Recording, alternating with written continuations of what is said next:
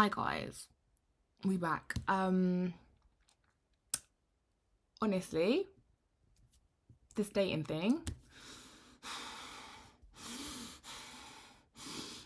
I feel like I'm gonna lose my mind. I'm actually gonna lose my mind.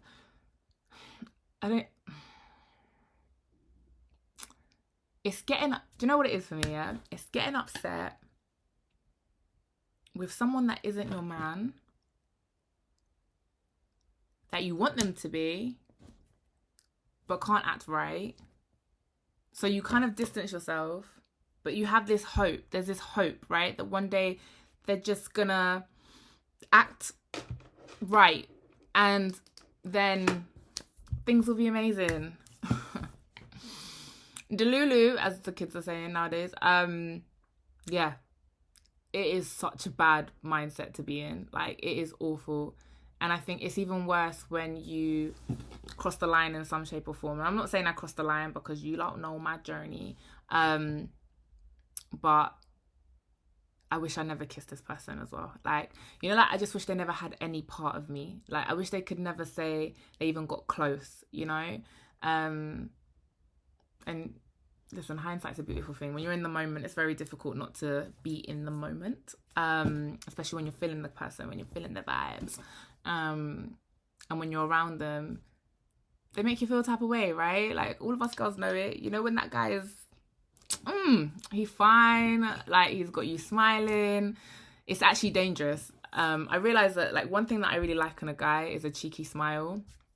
But I think I'm going to stay away from that now, because the cheeky smile, that's the one that gets you out of jail free card. That is what that is, right? It's when you're being naughty or when you're doing something wrong, and then that guy comes up to you and he's like, come babes, come to me. And then you go, okay. And it's like you forget everything. I hate that. It's like, I can't think straight. Like, I've just caught you doing something. I'm upset with you.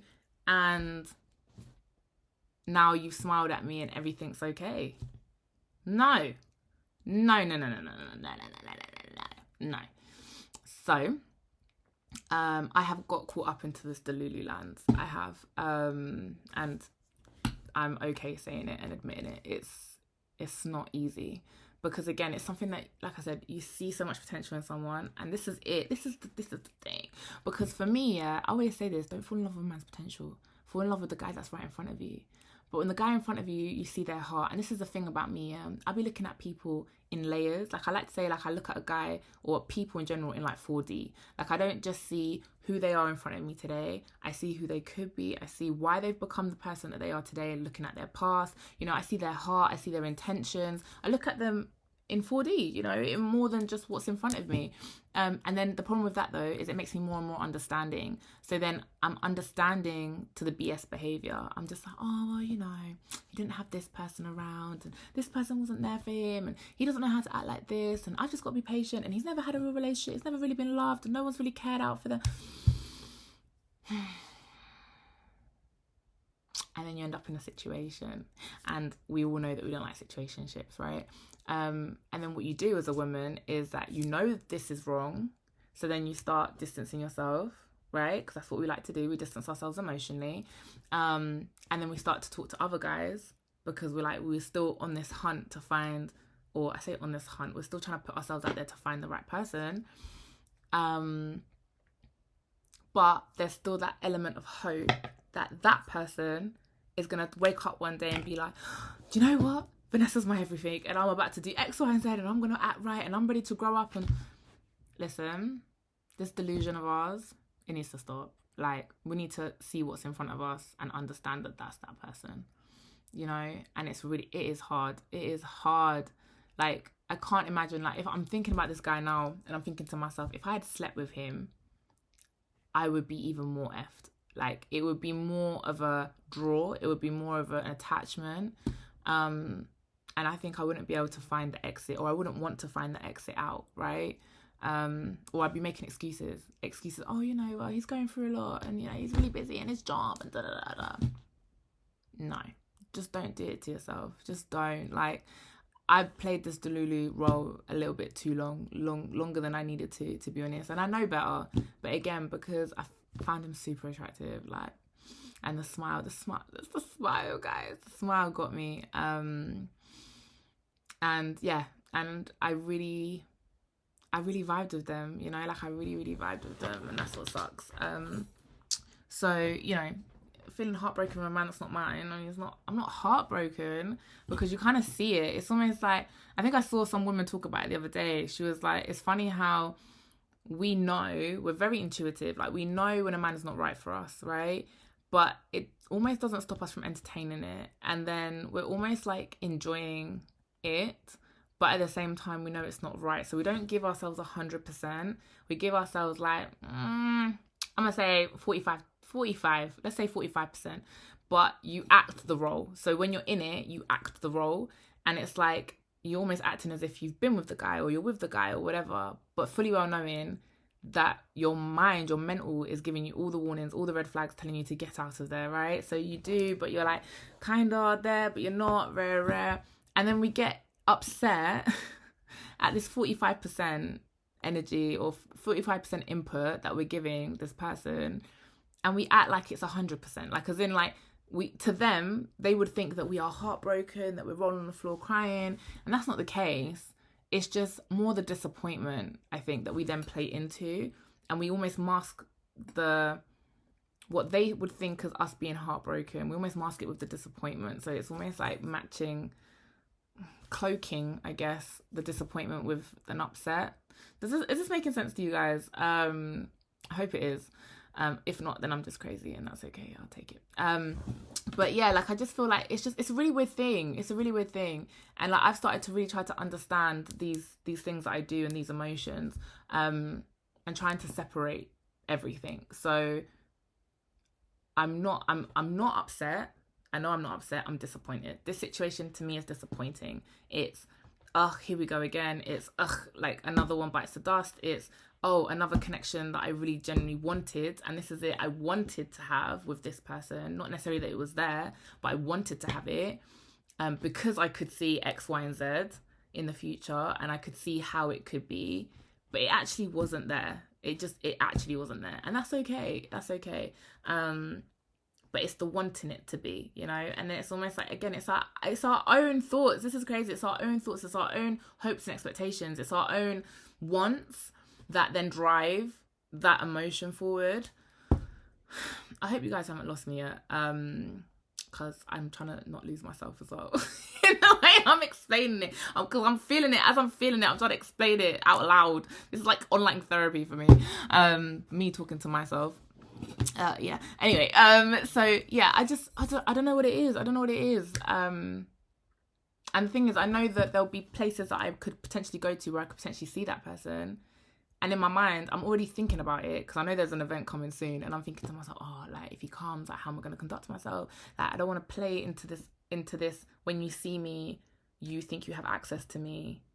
No, I don't want that. But then I also don't want to play it like I'm mad and angry because I know better. So it's like, I'm just not gonna go. But then I'm like, if I don't go, is he winning? You don't know what? This is.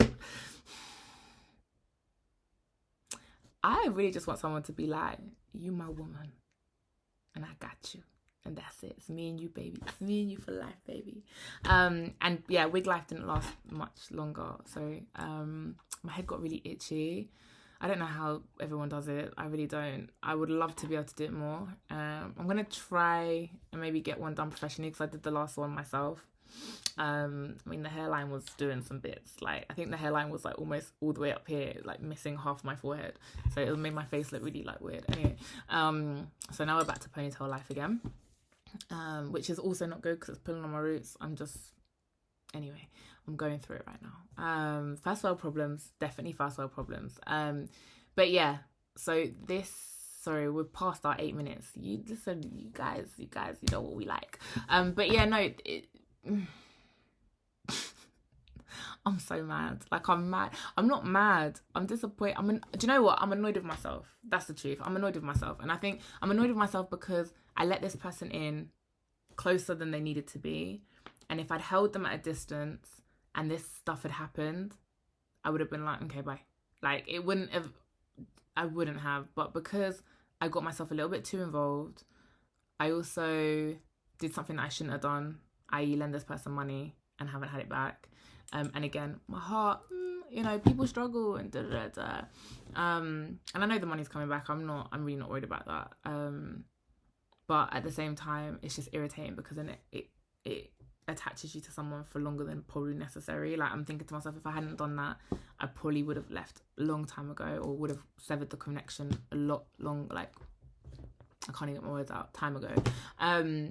But instead I've had to kind of keep it not sour. Like, I mean, to be fair, I haven't even played the, what do you call it, like, pretend. I've said exactly how I felt. I've said when you've done something wrong, I've said it. Do you know what I mean? I've not kind of played this, oh, just because I want my money back. That's not it. Like, even part of me was just like, just sod the money, like, he can have it.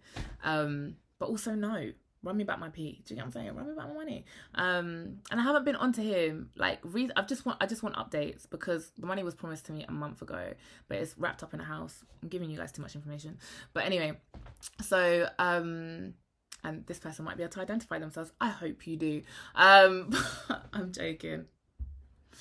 Slyly. But yeah, no. But then it's difficult. It's difficult to, like, then sever. And again, mistakes on my part. Do you know what I mean? Even my boys were like, Vanessa, and I was like, I know. Like, I know what I've done here. I know how I've messed this up. I know my part to play in this. Very aware of that. And I'm trying not to be delusional about it. And I'm trying to remind myself of what's actually happening. And for the most part, it's just lack of effort, guys. Like, it's lack of effort. It's words not matching to actions. And this is the biggest thing for me. If you say you're going to do something, do it. Otherwise, don't say it. And it's not even like I'm pushing you to say it. You are saying it off your own fruition. You are the one that is sitting there and telling me, oh, I'm going to do this. And then you don't do this. To the point now that I have zero expectations. You tell me you're going to do something, I'll go, okay. Like, do it then. Like, why say it? Why? Just don't say anything. Don't speak to me. Don't say anything at all. That would be better. In all honesty, it would be better for both of us. Right? Then I wouldn't sit here and think you're not a man of your word. Right? And men in general, if you meet a man and he's not a man of his word, leave him alone. Leave him alone. Leave him alone. You can be understanding by all means, but leave him alone until he is a man of his word. And if that doesn't come, leave him alone. Like, period. You need a man that's integral. You have to have that. Like, it is pivotal in a relationship to have a man that's integral. And I'm learning that more and more and more. And it's so refreshing when you meet someone that is integral and does do what they say and is able to lead and is able to plan and sort things out and does want to meet you and put effort into meeting you. Like, I had someone literally buy my train ticket from my house, come and get an Uber to get me to the location, like, to make sure that I got there safely, like, sorted everything, every reservation. I didn't have to do anything. It was beautiful. It was a beautiful day, like, absolutely beautiful, you know. And there are men out there that do that, you know. And then in terms of, like, next steps with that person, listen, I don't know. Like, in all honesty, sometimes I feel like it's them that go MIA. Or they don't. Do you know what it is? I know what it is. A lot of men think that these dates need to always be grand gestures, and they don't. So what happens is sometimes you meet a guy and he will do the absolute most to begin with. Oh my goodness, you'll be getting taken out here. But obviously, money, innit? It costs. It's not cheap. So if you've now set the bar at this high, you are now only giving the what's the word? Come on, guys, help me. I wish there was, like, a live audience here right now. You are only giving the perception, right, that you operate at this level, right? Or you're trying to give that perception, that you operate at this level. Now, that perception is something that men themselves are putting on themselves. Like, it's not something that me, myself anyway, I don't know about other women, me, myself, I'm not expecting you to operate at that level the entire time. So because of that, they then kind of go quiet a little bit until they're ready to operate that level again. But then the problem is in that quiet period where there's lack of communication, or you're not saying what you are trying to say, or whatever it might be, I'm sitting here thinking, okay, this isn't happening. No, okay, cool. And then in like 3 weeks' time, I get, oh, hey babe, what are you doing this weekend? I'm like, what's going on here? Like, we haven't spoken. This isn't a constant communication thing, and now you're popping up again. And then it makes me confused, you know. But I genuinely feel like it's because they're trying to operate at said level. I personally don't need that. I rather consistency and us doing small things. Like, cheap, I could go for a walk for the day. Do you know what I mean? We could go to a forest and get lost and have banter. Like, I don't need to do like the nice fancy whatever. Yeah, of course I love a reason to get dressed up and all the rest of it, but Nando's does it, a movie does it. Do you know what I mean? The main thing is spending quality time with you. The main thing is having your attention. The main thing is you spending time with me and getting to know me and wanting to know the ins and outs of me, right? And vice versa, of course. So yeah, sometimes the romantic dates, they're beautiful, but sometimes they're fleeting because it's just whenever that person's able to do it, and then there's nothing in between, and it's because they want to show out, and I really don't want that. I would rather, here and there, of course, show me that you know how to, more so, show me that you know how to, amazing, and then once you've done that, show me that you can be consistent. That's literally it. It's almost like we tick, okay, he knows how to plan things, amazing, organize things, great, we've had an amazing time, fantastic. Now show me you can be consistent with me. You know, show me that you are dating me with intentions, that you've looked at me and said, is that my wife? Is that my whole wife standing there? Any of these? You know, and then at that point, baby, let's go, you know, but that's just not happening right now.